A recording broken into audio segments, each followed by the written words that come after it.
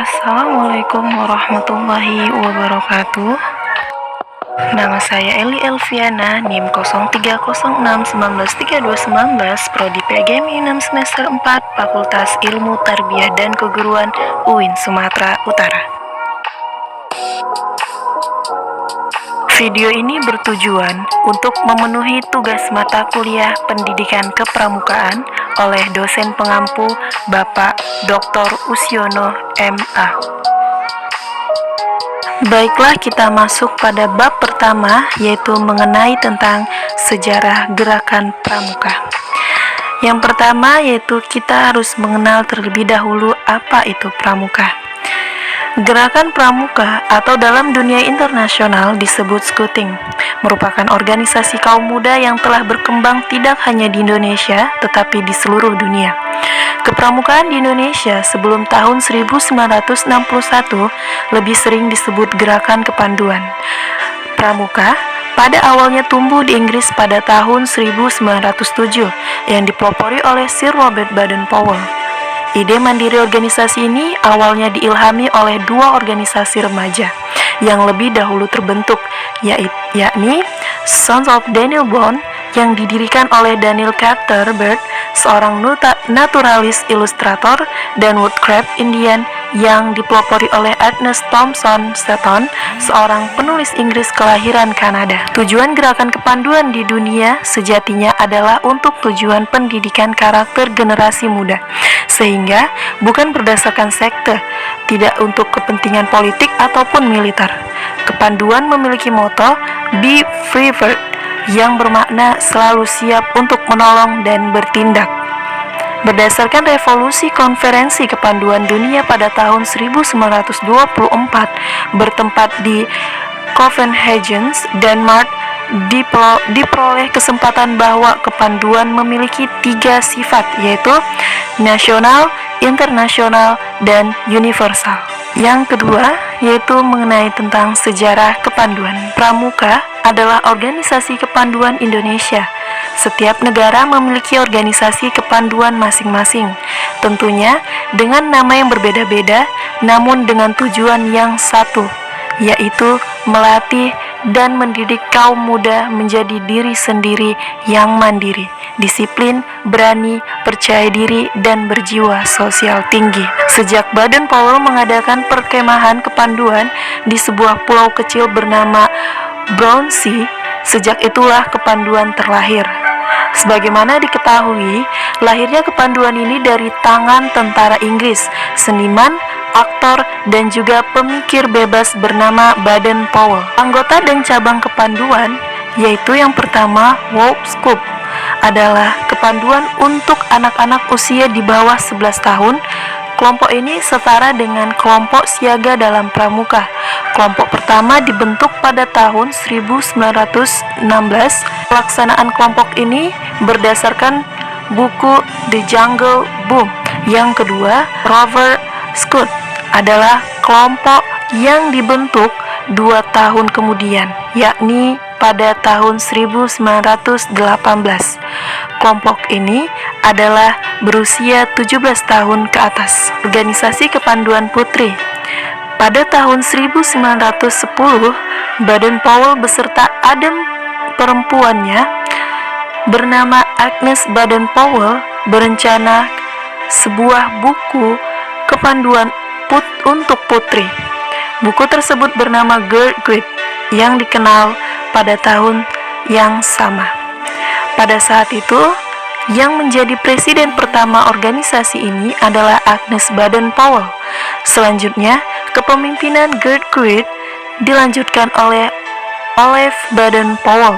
Pada tahun 1930, Olive Baden-Powell dipercaya sebagai Worship Guide. Yang ketiga yaitu sejarah gerakan pramuka Indonesia. Setelah keluarnya Kepres, Gerakan Kepanduan Nasional bernama Gerakan Kependidikan Kepanduan Nasional Praja Muda Karana atau Pramuka. Di negara-negara lain, istilah kepanduan juga berbeda-beda walaupun memiliki maksud yang sama. Misalnya, di Amerika Serikat, organisasi kepanduan bernama Boy Scout of America. Di Malaysia, organisasi kepanduan bernama Persatuan Pengajar Malaysia. Di Singapura, organisasi kepanduan bernama The Singapore Scout Association. Di Filipina, organisasi kepanduan bernama Kapatiran Scouting Filipinas. Di India, organisasi kepanduan bernama The Bharat Scout and Guides. Yang keempat yaitu sejarah gerakan kepanduan dunia.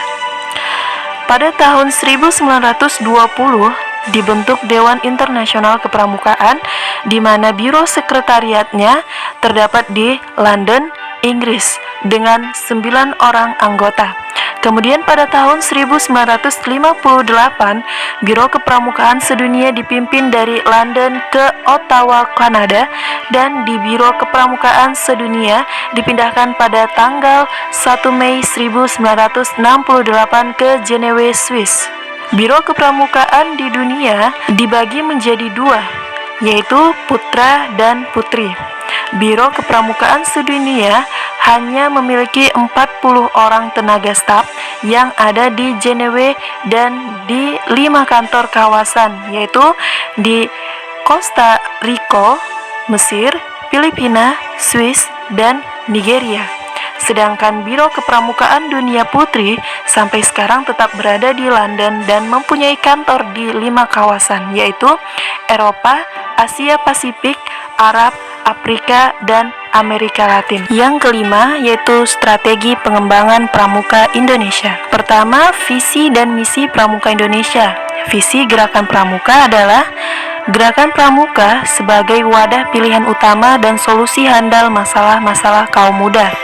Misi Gerakan Pramuka adalah mempramukakan kaum muda, membina anggota yang berjiwa dan berwatak pramuka, membentuk kader bangsa patriot pembangunan yang memiliki jiwa bela negara, menggerakkan anggota dan organisasi gerakan pramuka agar peduli dan tanggap terhadap masalah-masalah lingkungan dan kemasyarakatan. Yang kedua, hakikat moto Gerakan Pramuka. Moto Gerakan Pramuka adalah Satyaku Kudarmakan, Dharmaku Kubaktikan. Manfaat moto Gerakan Pramuka terhadap jiwa anggota pramuka antara lain, yang pertama yaitu menambah rasa percaya diri, menambah semangat pengabdian pada masyarakat dan negara, sikap mengamalkan satya dan dharma pramuka, rasa bangga sebagai anggota pramuka, memiliki budaya kerja yang dilandasi pengabdiannya. Yang ketiga yaitu prinsip dasar kepramukaan dan metode kepramukaan. Prinsip dasar kepramukaan yaitu iman dan takwa kepada Tuhan Yang Maha Esa, peduli terhadap bangsa dan tanah air dan alam seisinya, peduli terhadap diri pribadi, taat kepada kode kehormatan pramuka. Dan yang keempat, sistem Among dalam pramuka. Sistem Among adalah cara pelaksanaan pendidikan di dalam gerakan pramuka. Sistem Among adalah hasil pemikiran Raden Maswardi Suryaningrat atau dikenal sebagai Ki Hajar Dewantara, yaitu Bapak Pendidikan dan pendiri Taman Siswa. Yang kelima, tokoh-tokoh dalam pramuka Indonesia, yaitu Hajar Agus Salim, Sri Sultan Hamengkubuwono ke-9, Ketua Kuarnas pertama dan terbanyak periode 1961-1974, Letjen M. Sarbini, Ketua Kuarnas kedua, Letjen Mas Hudi, Ketua Kuarnas ketiga dan terlama, Letjen Himawan Sutanto, Ketua Kuarnas keempat, Letjen Rifai Harahap, Ketua Kuarnas kelima, Profesor Dr. Ajrul Azwad, MPH, Ketua Kuarnas ke-6, Dr. Adiaksa Daud, SHMSI, Ketua Kuarnas ke-7. Yang kelima yaitu keanggotaan Gerakan Pramuka. Pertama, status anggota pramuka, yaitu ada anggota biasa, anggota luar biasa, anggota mitra, anggota kehormatan, dan pramuka utama. Yang kedua, hak dan kewajiban anggota. Setiap anggota Gerakan Pramuka berhak 1.